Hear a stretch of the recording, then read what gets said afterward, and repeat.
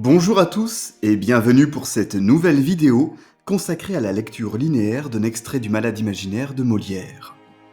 Aujourd'hui, nous allons étudier un extrait de l'acte 3, scène 3. L'auteur du Malade imaginaire est Molière. C'est un auteur du XVIIe siècle. Et comme nous allons le voir, Molière était un homme de théâtre total, puisqu'il était à la fois écrivain, comédien, directeur de troupe et metteur en scène. Molière fait la synthèse entre plusieurs traditions comiques, la comédie antique gréco-latine, la farce médiévale, la littérature française du XVIIe siècle, la commedia espagnole et la commedia dell'arte. Molière parvient même à élever la comédie au rang des genres nobles. Le Malade imaginaire est la dernière œuvre de Molière, et d'une certaine manière, elle fait la synthèse de toutes ses comédies antérieures. Surtout, elle parvient à faire la synthèse entre le courant baroque et l'art classique, comme nous allons le voir.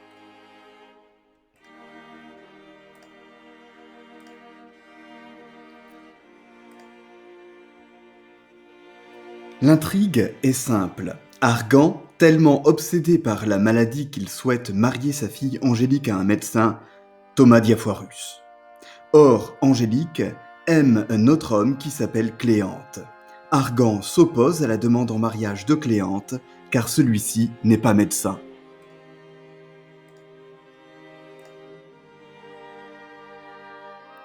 Alors, Le Malade imaginaire est une œuvre d'art totale, parce que on y trouve à la fois du théâtre, du chant, de la musique et de la danse. C'est ce que l'on appelle une comédie-ballet. Les danses sont chorégraphiées dans le goût classique par Pierre Beauchamp. Quant à la musique, elle est entièrement composée par Marc-Antoine Charpentier, qui était un compositeur baroque. Mais Le Malade imaginaire est aussi une comédie de caractère. En effet, toute l'intrigue tourne autour d'un personnage monomaniaque, hypocondriaque, tyrannique et fou, avare et infantile, Argan. Le Malade imaginaire est aussi une comédie de mœurs.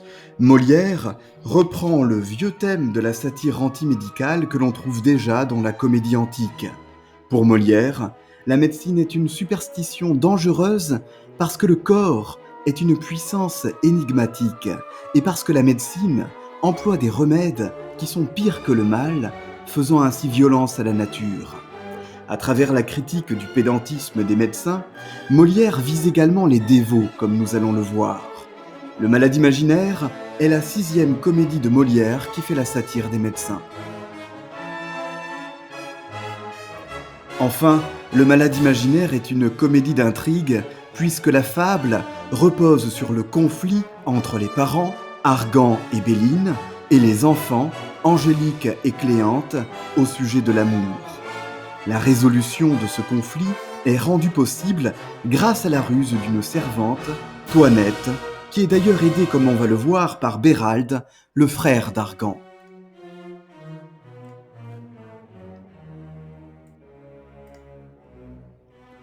Le texte qui nous intéresse est extrait de l'acte 3, scène 3. Bérald tente vainement de raisonner son frère en essayant de lui faire prendre conscience de sa folie. La discussion entre les deux frères vire à la dispute et se transforme en débat sur les comédies de Molière qui prennent pour cible les médecins. La frontière entre la réalité et la fiction se trouble. Deux personnages de théâtre discutent de la qualité de leur auteur. En quoi cette scène constitue-t-elle une mise en abîme ? Nous analyserons tout d'abord le débat entre les deux frères sur les comédies de Molière, puis nous étudierons la diatribe finale d'Argan contre les médecins.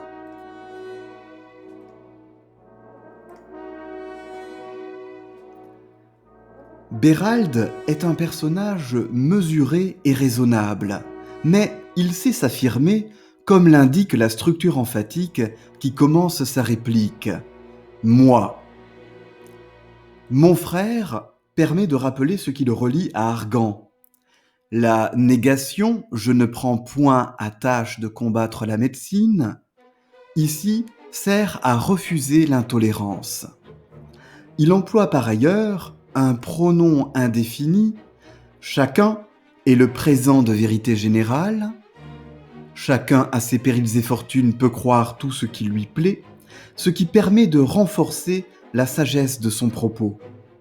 Béralde reproche aux médecins d'imposer leurs croyances aux autres en utilisant des techniques violentes. On peut voir dans cette critique des médecins une attaque contre le parti dévot.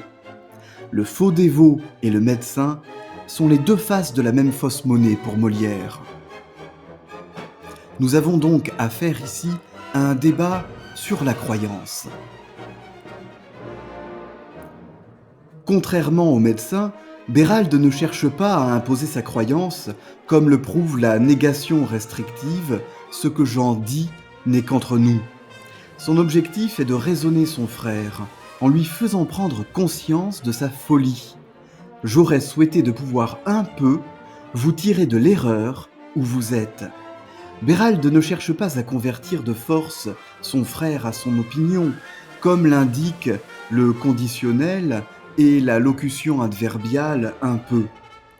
Béralde ne condamne pas son frère, il utilise d'ailleurs le mot erreur et non pas faute.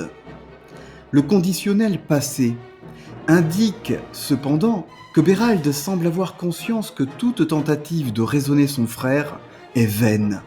Cependant, il continue, devenant l'avocat de Molière. Les personnages discutent de la qualité des pièces de Molière. Cette mise en abîme, tout en permettant à l'auteur de défendre son art, crée un effet de vertige comique. Béralde présente Molière comme un auteur dont les pièces permettent de prendre conscience de ses erreurs. Et pour vous divertir, vous menez voir sur ce chapitre quelqu'une des comédies de Molière. Dans cette réplique, tout le projet de Molière est résumé. Les comédies de Molière apparaissent donc comme un remède, non pas médical, mais moral. C'est un remède à la mélancolie, à la bêtise et à la duplicité. Les comédies de Molière sont une médecine de l'âme.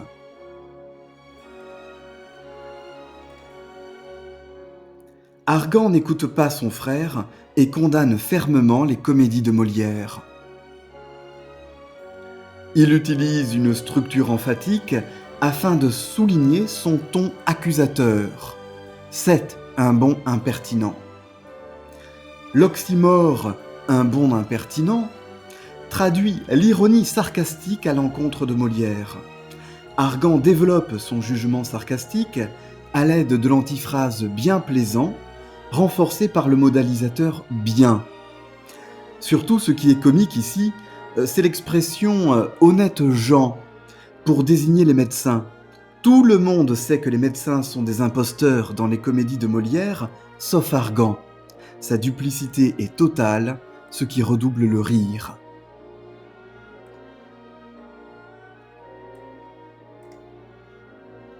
Béralde continue sa défense de Molière.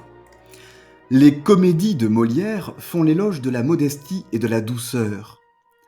La structure emphatique et la négation de la phrase « ce ne sont point les médecins qu'il joue » permettent d'insister sur le fait que Molière n'attaque pas des personnes, il n'en a pas après ceux qui croient en la médecine. Ce que critique Molière, ce n'est pas une croyance, mais la confusion de ceux qui se prétendent médecins entre le savoir et la croyance. La médecine pour Molière n'est pas une science, mais une croyance. En effet, nul ne sait les mystères du corps humain pour Molière. La distinction entre la croyance et le savoir permet justement de devenir doux et tolérant. Ceux qui confondent la croyance et le savoir sont intolérants.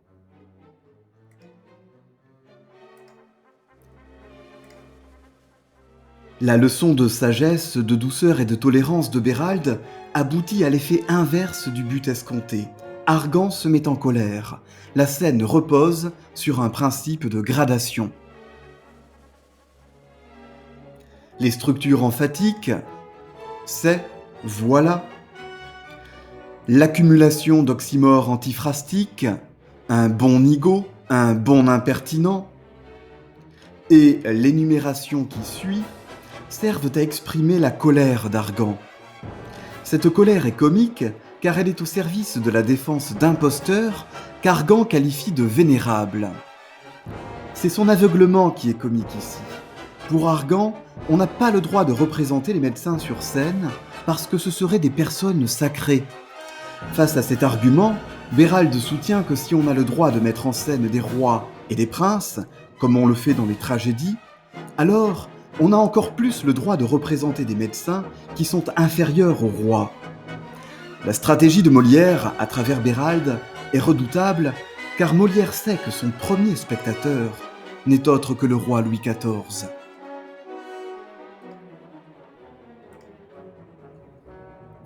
Face à cet argument, Argan redouble de colère. La scène atteint son acmé dans une mise en abîme vertigineuse. Argan multiplie les rôles simultanément. De malade imaginaire, il devient procureur, juge, bourreau, médecin, comédien et metteur en scène. Ce qui est comique, c'est que la fonction de bourreau et de médecin se confondent dans l'esprit d'Argan et dans sa mise en scène.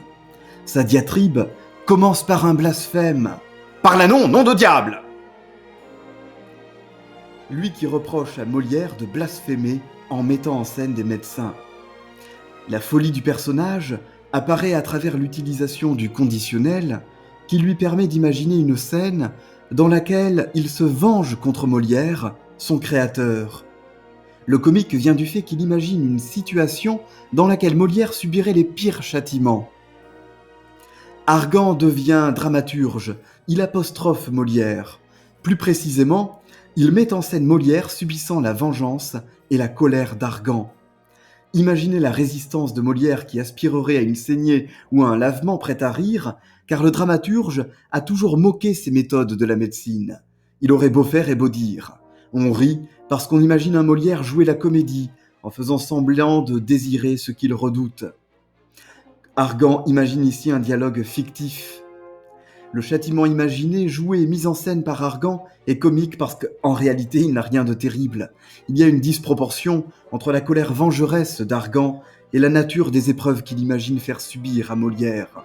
En réalité, sa vengeance est une bénédiction pour Molière. La mise en scène d'Argan est burlesque car elle repose sur l'aveuglement du personnage qui prend des poisons pour des remèdes et des vessies pour des lanternes.